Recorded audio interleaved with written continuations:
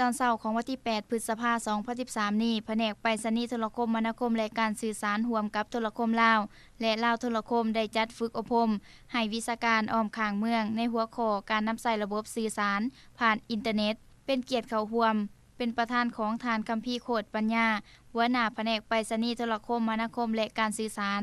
ทานสายคำลิขสิทธิ์ห้องเจ้าเมืองตาโอยผู้สินำเวียกงานวัฒนธรรมสังคมเมืองตาโอย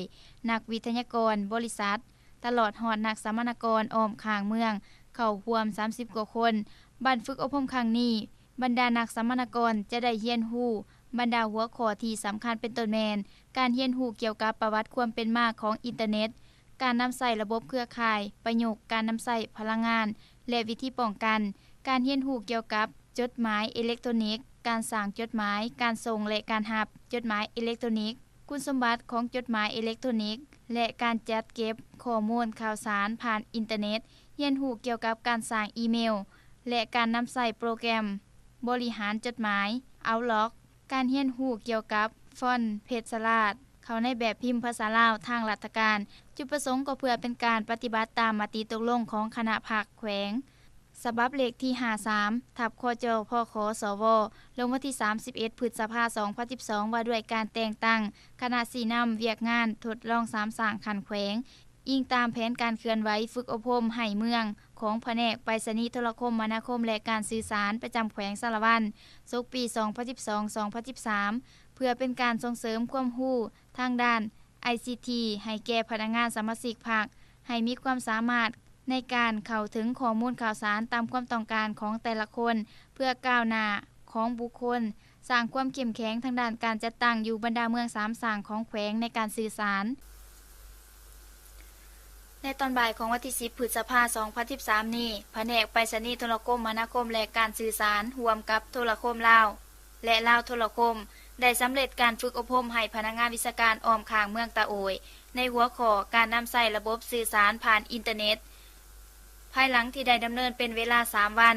โดยการเข้าร่วมปิดของทานคัมภีร์โคตรปัญญาหัวหน้าแผนกไปรษณีย์โทรคมนาคมและการสื่อสารทานสายคำลิขสิทธิ์ห้องเจ้าเมืองตาโอยผู้สินำเวียกงานวัฒนธรรมสังคม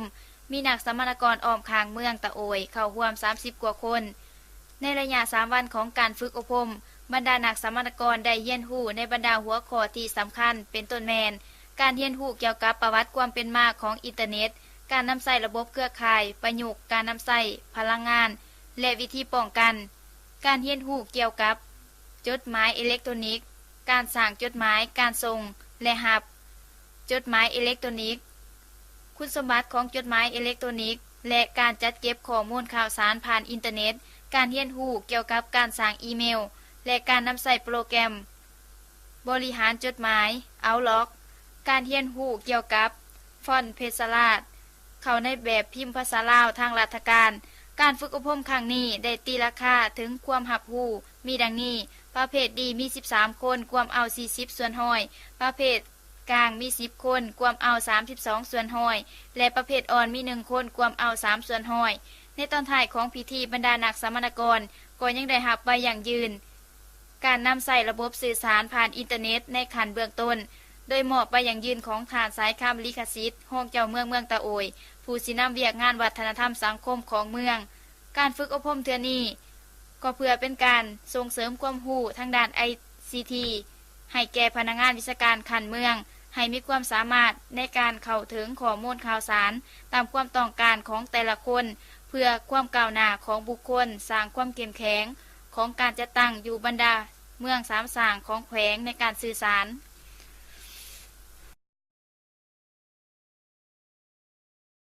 ให้ความรู้ของผู้ลูกผู้หลานให้สมบูรณ์ขึ้นเติมเนาะดังนั้นเวลาสุดท้ายนี้ก็บ่มีหยังข้าพเจ้าขอใช้พรแก่ทางคัมภีร์โคตรปัญญาหัวหน้าแผนกไปรษณีย์แต่คณะรับผิดชอบการฝึกอบรมครั้งนี้ตรงนี้สุขภาพทุกแข็งอายุมันยืนได้สืบต่อทางเรียนได้เนาะให้สมบูรณ์เนาะอยากเข้าใจว่าเฮ็ดกันได้แล้วบ่เฮ็ดหยังเอาพวกแล้วมันทักกับเพิ่นทำไปเนาะแล้วในสุดท้ายนี่บ่มีหยังข้าพเจ้ามีก็เพียงเล็กๆน้อยๆนั้นเข้าใจเนาะ วิตเด้อเป็นรถทวิตตัวนี้เข้าจับตัวนี้เป็นเขาเร่นี่วันเขาเร่ยาวข้ามตัวนี้เป็นเมย์เนี่ยเป็นกองเป็นเรือสำนักผมมีไฟจะเรือเนี่ยสำนักให้ลูกนี่นั่นก็ผมกินมันกระเนาสำคัญเหมือนกันเนี่ยลูกผู้ตามลูกที่อะไรเดี๋ยวสอนที่อะไรจบกันมันเป็นเนี่ยโจกันนะแล้วมันจะซีไข่มดนะพี่ละเขาโตพี่ละเขาโตจมไปในประเทศสะดุดหรือเขาพี่ตัวลูกเขาพี่ตัวลูกเขาพี่ตัวลูกแต่เอานี่แล้วบ้างลงสู้ที่ละก้ากระโดดติดเกมเนี่ยคะแนนแบบนั้นที่ได้กว่า40%สิบอกมูลนึงตัวต่อทีดีข้อมูลโบยานข้อมูลข่าวสารมันจะผ่านตัวนี้มันบกเขียนเสร็จปุ่มเสร็จซ้อแหละบ้านนี้มันจะส่งมาให้เขาทางหันมดบอกว่ากระทรวงสายต่างสายกองสิส่งมานับถึงการออกแบบแต่งพังหมอกพังเมืองเขาหันเบิดอยู่ในคอมมันเห็นได้เบิดพวกสำรวจออกแบบมันแต้มเสร็จในคอมอยู่ในห้องเห็นได้เบิดอยู่ในคอมพิวเตอร์เท่าที่เขาอยากเห็นตามตัวได้บูเขาจะสั่งโปรแกรมตัวนั้นขึ้นมาทำแล้วมูตื่นตัวนี้สำคัญกว่าโมเพราะว่ายุคพ่อแล้วยุคพ่อยุคแม่เนี่ยมันเป็นเรื่องยุคพ่อเนี่ยยุคตัวนี้แล้วขันสันนะสิบไปท่านเขาไปบ่ท่านมูสิเขา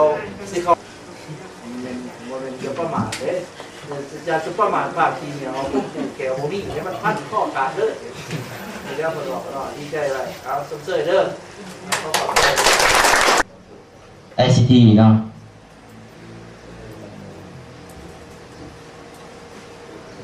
นั่นก็ขอบใจนะ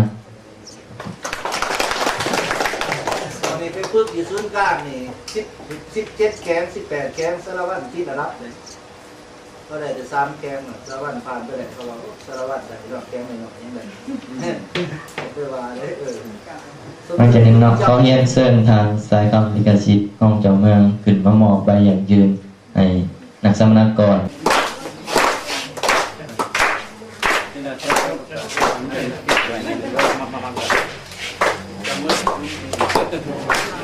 จับมือมือหนึ่งจับมือกล่องนะฟ้าเป็นไงนี่ฟังนะ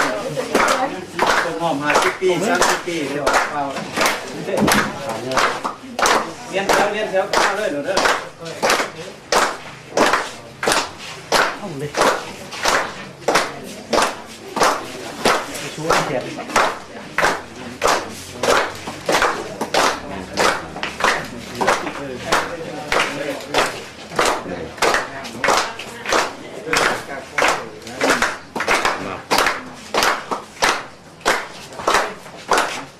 ปีนามันกล่องเลยปีนาก็จะแบบนี้จะข้างเลยใบมันสั่นไปที่ห้อง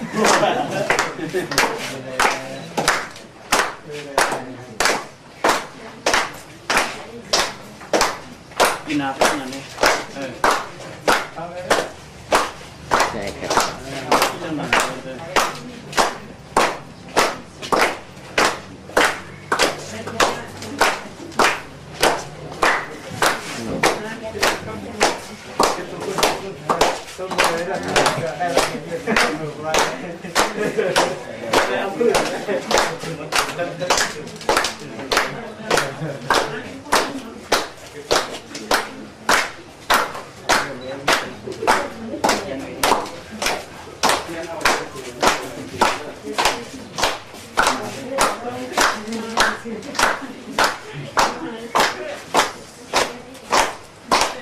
ใช่จะต้อง